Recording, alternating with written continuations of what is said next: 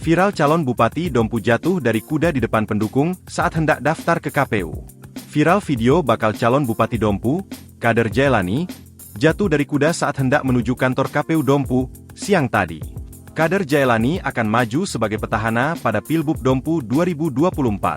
Video Kader Jaelani jauh dari kuda menyebar dengan cepat di sejumlah platform media sosial dan aplikasi pesan WhatsApp. Kader memang direncanakan menunggang kuda saat mendaftar ke KPU. Tampak dalam video Jaelani mengenakan pakaian ada terlihat naik ke atas kuda. Sesaat kemudian, kuda itu berontak. Jaelani yang sudah berada di atas kuda, langsung terjatuh. Beruntung, calon bupati petahana itu tidak cedera apapun akibat terjatuh.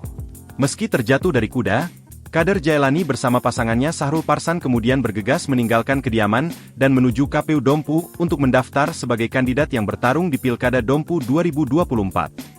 Download Tribun X sekarang, menghadirkan lokal menjadi Indonesia.